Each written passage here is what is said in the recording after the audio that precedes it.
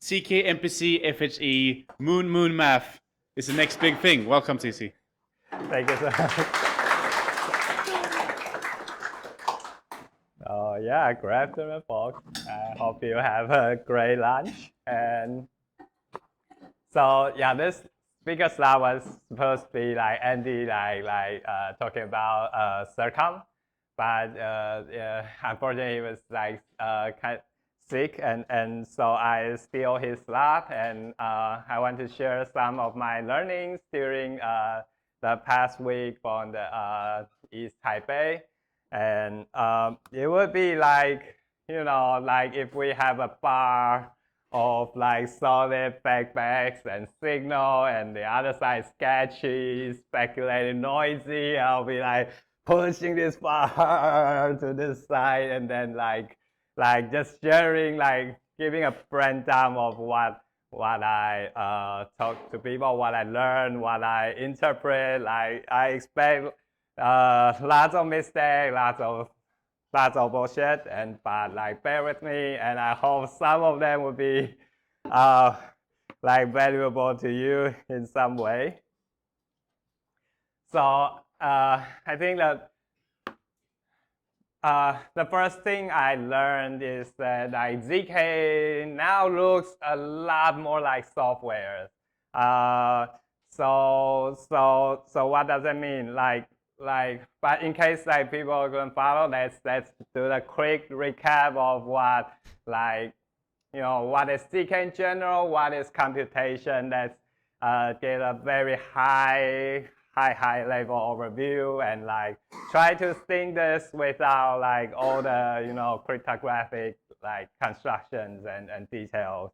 So to think about computation, maybe let's do a like old school textbook multiplication, and because this is what we can perform as a human, it's a computation we can perform, and we're very familiar with this algorithm, and we kind of have this input. You're giving a problem of multiplying two numbers together, and then you like went through all this hard work, and then you compute some output from this algorithm.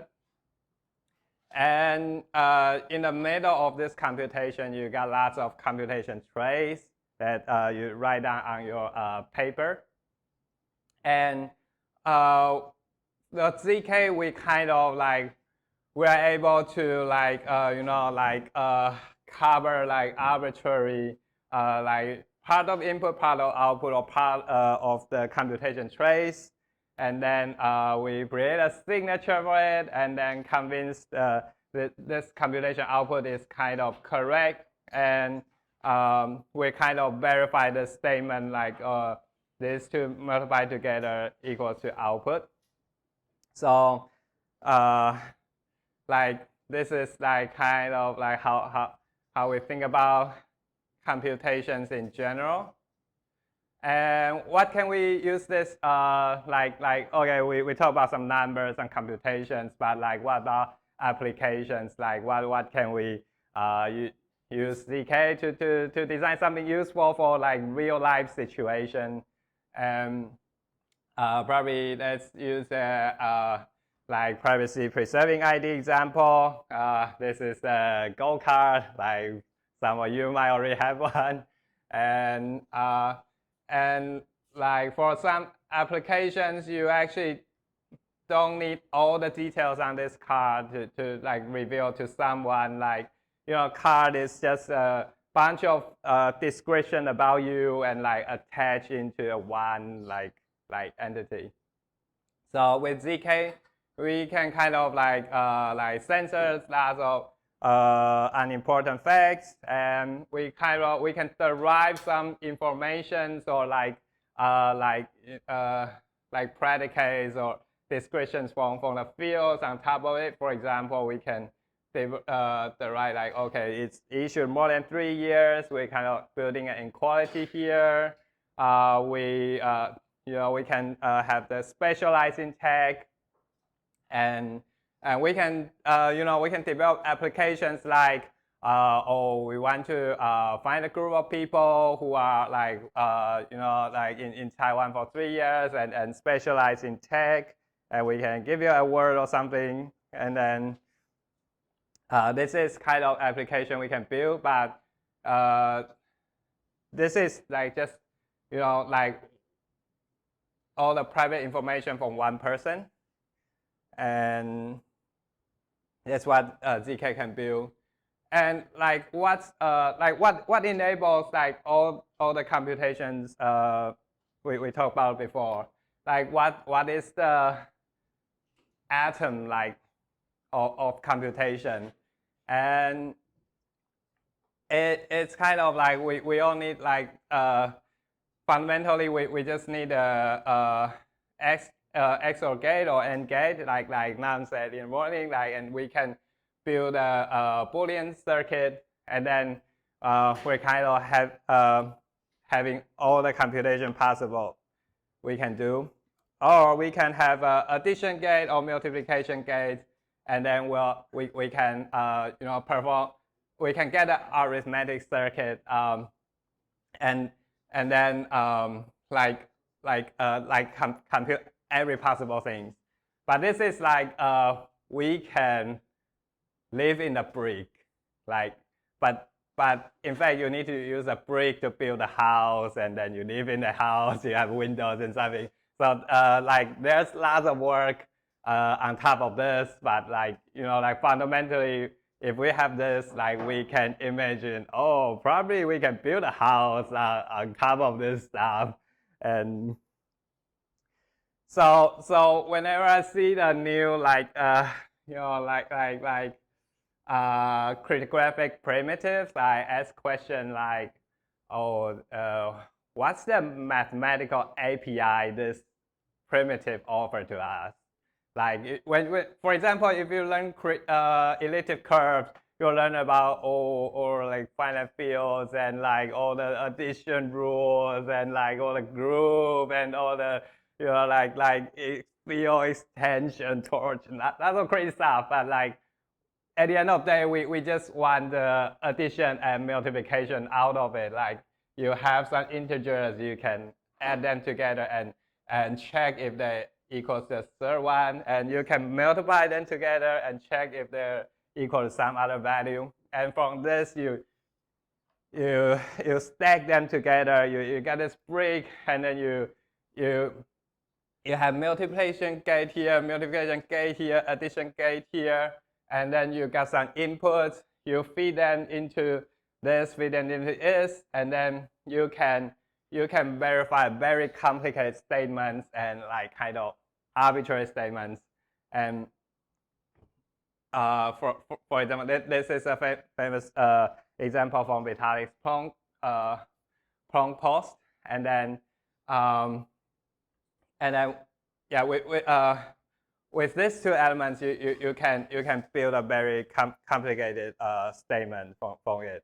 And this is kind of the like we are using this math as a hardware, like it's it's not a hardware built on top of silicon. It's a hardware built on mathematical objects using the addition and multiplication gate. And so yeah, so like like physical hardware, you're kind of building those like the CMOS or something like that. You kind of have some physical object to store that.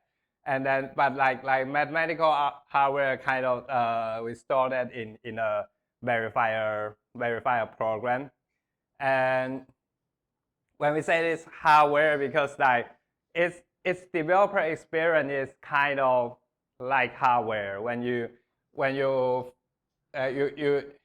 your application logic in Circom, you kind of deploy your verifier contract. Like in the old days, you probably need to do a trusted setup, application-specific trusted setup for your application. And it's like kind of you are tapping out the hardware. Like you send it to like TSMC, and they make the hardware, and you have to commit some like like money, and like after that you are not able to change your application anymore. And so that the kind of developer experience feels very like hardware, and that approach is very suitable for small applications like Tornado Cache, like Semaphore or MACI. But at a certain point, like your logic getting complicated, you wanted to perform more complicated computation for the for zk, and then the more constraints, like your program will be not trackable, and people are start thinking, okay, can we just build a general purpose zk circuit?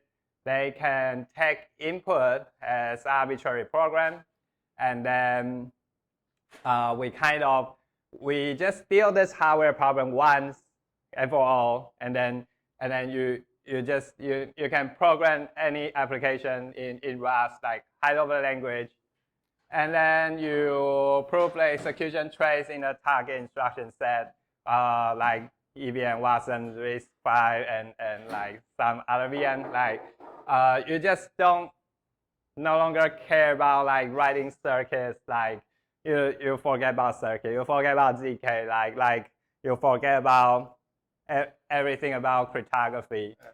Sorry, Yeah. Sorry. Yeah. And so what I learned is this is currently what people are building these days. Like they are compiling like high-level language now, like Rust, and they can compile to LLVM. It's a very like general purpose intermediate layer of compiler, and because like eventually your high-level language need to talk to different machines. Like you have Windows, you have Mac OS, you have some very rare like architectures, and like for example, nowadays we're going to compile things on a zk hardware, and so people are leveraging the LLVM and to compile your high-level language into like EVM, Watson, RISC-V, and or like custom zkEVM, like for performance reasons. And so yeah, so like what we're saying is that like zk is starting to get a feel of like software developer experience. And the same computation story, like if we just naively extrapolate this, like and like this will happen on the FHE MPC. So for like that. Oh, sorry.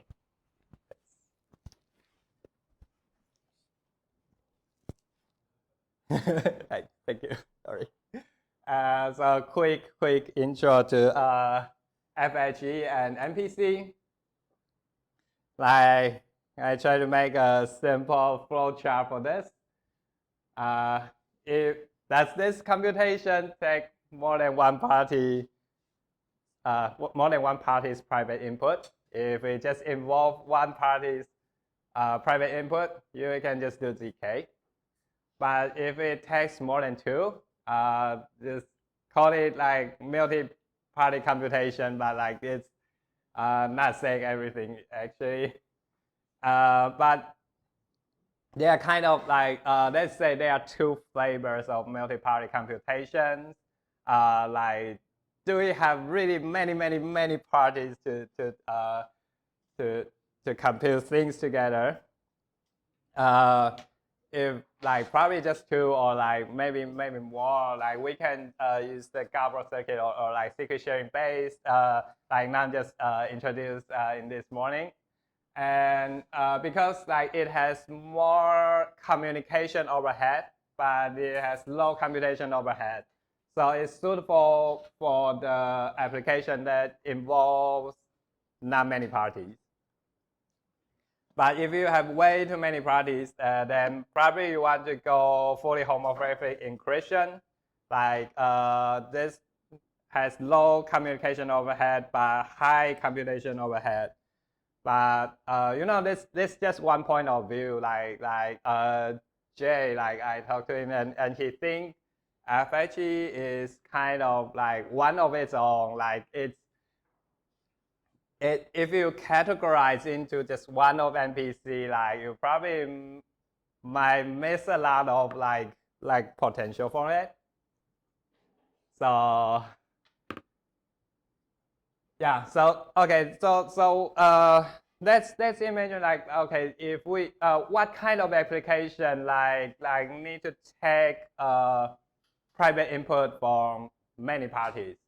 For classic example, the red envelope and the anti example, where we're kind of having one party's balance and comparing to another party's balance, and you want to keep this both parties' balance private, but they are definitely two different parties, and you don't want them to know the information of each other.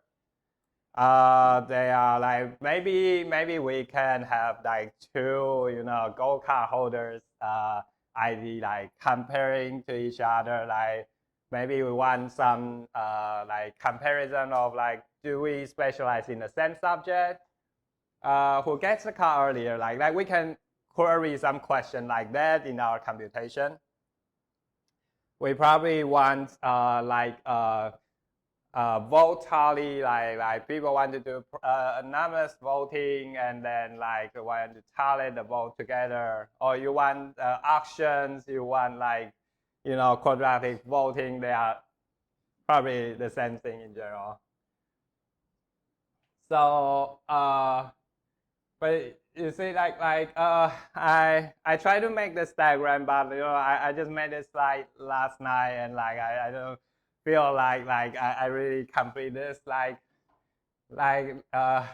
this slide, let's imagine what computation we're having on our the bare metal silicon computer. What can we do on here? And we kind of having a cryptography computer, and for zk it's we're going from a hardware thing. We first get our arithmetic circuits, and then we have some hardware description language like circom, and then we're kind of slowly getting to the general purpose computing. Imagine a tech tree in your strategy game, and MPC for Gauss circuit, it's kind of Boolean circuit, and then we probably have the arithmetic circuit, and then now it's porting the circum here. That we're kind of here, and then what will be next, and FHE so what I heard from Jay is roughly like this, you're kind of having some arithmetic circuit construction, and then we there are some performance issues, there are centralized circuit server issue, and there are some technical challenge to resolve, but we're kind of at this stage, and but what can we do after? And so the last thing I learned is that people have been talking about is that we need applications. For zk, we people are thinking zkEVM. With zkEVM we can do a lot of stuff, for example, bridge EVM compatible L2s. We can do proof of exploit. But what about more, what if the scope is beyond EVM? What if we can prove arbitrary computations on CPUs, RISC-V? What can we do with that? Not just just outside of blockchain. What can we do? And MPC and FHE, what can we build with all this private input together? what can we get from there? Like so I think like for strategies for design application, like we probably want to like elevate like existing applications. Like we have like like blockchain transfer is kind of like everything public, everything no privacy, and if we add some FHE here, MPC there, we probably can like patch all those like privacy issues and like make it like fully private transfer. And for example, voting like MACI, we kind of having some centralized coordinator, and we had some trust assumption on them. Like we had a MPC round table during East Taipei. We discussed like some related issues, and for example, auctions like existing applications can be improved, and we heard out like porting like other like for example machine learning. Can we do machine learning in zk? Can we do machine learning in MPC? And or like is there like something completely new like like we're kind of open the door for this like unknown things, and probably we like if you think like human as a network, and there's a network like for example, if you go to buy a coffee, and like because this kind of economic relationship, like you do business with people, then you kind of having this invisible link with this stranger. You don't know them, but what this like now you can like engage private information with other people. Like you're kind of having this new network of people, like new relationship can be formed. Like what could that be? Like I don't have answer now, but like maybe we can develop some exciting new application out of that. Yeah, so I'm reading the end of slide, and some takeaway is like zk is like it's more like software now, and MPC and FHE are the upcoming challenges, and we need applications to drive the development of the infrastructure. And this is like I try to generate a picture of like we are building some kind of invisible computer, although like it probably don't have a screen or keyboard or mouse, but like like something invisible there. Yeah. So so thank you so much.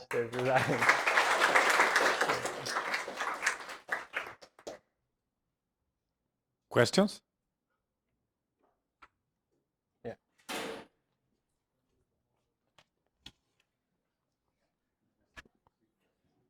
Thanks for the talk, CC. Thank you.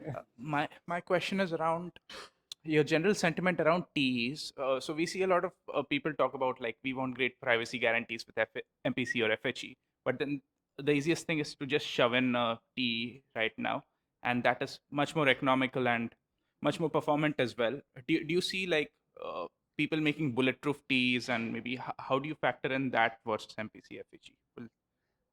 Uh, so okay. So I think TEE could be like like short-term like training wheel for getting us through here. But what I heard from people is that like you got some trust assumption for PE. You trust the hardware manufacturer, and people were kind of skeptical in that. And I think okay, this might sound controversial, but what I heard is like TE is for people who are lazy about like thinking problem hard and like trying to fix with the easy solution. And yeah, That's what I like. I don't really understand like Chi enough to to make a comment. Yeah. Thanks.